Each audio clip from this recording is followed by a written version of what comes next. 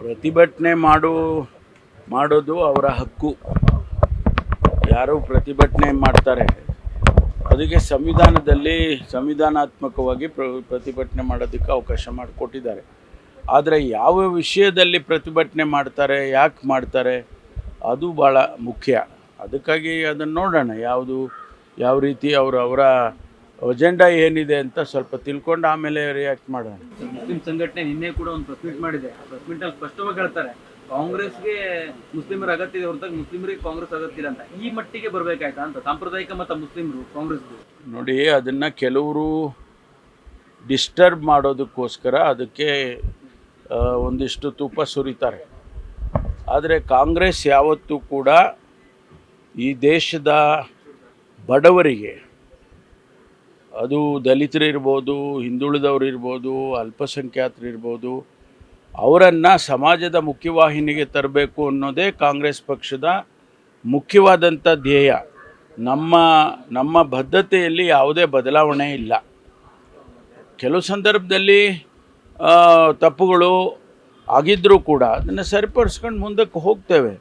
ಕೆಲವು ಸಂದರ್ಭದಲ್ಲಿ ಆ ಸಮುದಾಯಗಳು, ಯಾವ ಹಿಂದುಳಿದ ಸಮುದಾಯ, ದಲಿತ ಸಮುದಾಯ ಅಥವಾ ಇವೆಲ್ಲ ಕೂಡ ಕೆಲವು ಸಂದರ್ಭದಲ್ಲಿ ಬೇರೆ ಬೇರೆ ತೀರ್ಮಾನಗಳನ್ನು ಮಾಡಿಬಿಡ್ತಾರೆ.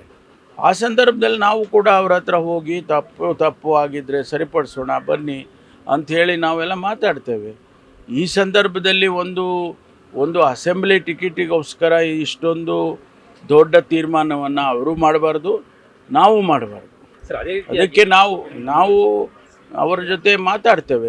ಅಧ್ಯಕ್ಷರು ಆಗಲಿ, ಮುಖ್ಯಮಂತ್ರಿಗಳಾಗಲಿ, ನಾವುಗಳೆಲ್ಲ ಅವರನ್ನು ಮಾತಾಡಿ ಸರಿಪಡಿಸ್ಕೊಳ್ತೀವಿ. ಅದರಲ್ಲೇನು ತೊಂದರೆ ಆಗೋದಿಲ್ಲ. ಮುಂಬರುವ ಚುನಾವಣೆಗೆ ದಲಿತ ಮತ್ತು ಅಲ್ಪಸಂಖ್ಯಾತ ಪಕ್ಷ ಕಟ್ಟುವಂಥ ಚಿಂತನೆ ಏನಾದರೂ ಇದೆಯಾ? ಯಾಕಂದರೆ ಆ ರೀತಿ ಅಸಮಾಧಾನಗಳಾಗಿ ನಮ್ಮ ಗಮನದಲ್ಲಂತೂ ಇಲ್ಲ. ನಿನ್ನೆ ಎಲ್ಲ ಧರ್ಮಗುರುಗಳು ಸಹ ಕಾಂಗ್ರೆಸ್ಗೆ ಇದೇ ರೀತಿಯಾಗಿ ಮನಸ್ಥಿತಿ ಮುಂದುವರೆದ್ರೆ ನಾವು ಕಾಂಗ್ರೆಸ್ ಪಕ್ಷಕ್ಕೆ ತಲಾಖ್ ಕೊಡಬೇಕಾಗುತ್ತೆ ಅನ್ನುವಂತಹ ಒಂದು ಎಚ್ಚರಿಕೆಯನ್ನು ಕೊಟ್ಟಿದ್ದಾರೆ ಸರ್. ಇಲ್ಲ, ನಮ್ಮವರು ಈಗಾಗಲೇ ಅವ್ರ ಬಗ್ಗೆ ಅವರ ಜೊತೆಯಲ್ಲಿ ಮಾತನಾಡಬೇಕು ಅನ್ನೋದನ್ನು ತೀರ್ಮಾನ ಮಾಡಿದ್ದಾರೆ. ಅವ್ರ ಜೊತೆ ಮಾತಾಡ್ತಾರೆ. ಅಧ್ಯಕ್ಷರು, ಮುಖ್ಯಮಂತ್ರಿಗಳು ಎಲ್ಲರೂ ಮಾತಾಡ್ತಾರೆ. ಪಕ್ಷದ ಪ್ರಣಾಳಿಕೆ ಸಮಿತಿಗೆ ತಾವು ಕೂಡ ಅಧ್ಯಕ್ಷರಿದ್ದೀರಿ.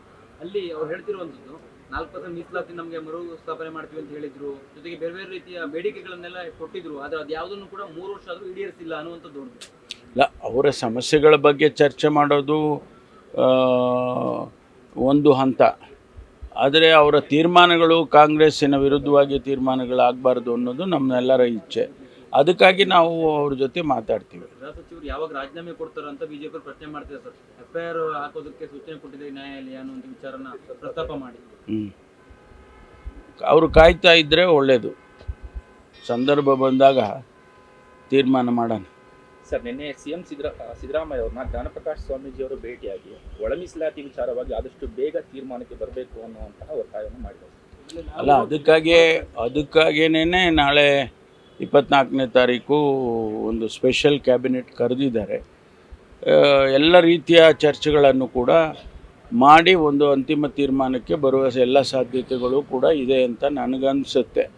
ಯಾಕೆಂದರೆ ನಮಗೆ ಈಗಾಗಲೇ 56,000 ಹುದ್ದೆಗಳಿಗೂ ತುಂಬಬೇಕು ಅನ್ನೋದನ್ನು ಅವರು ಬಡ್ಜೆಟ್ನಲ್ಲೇ ನಮೂದಿಸಿದ್ದಾರೆ.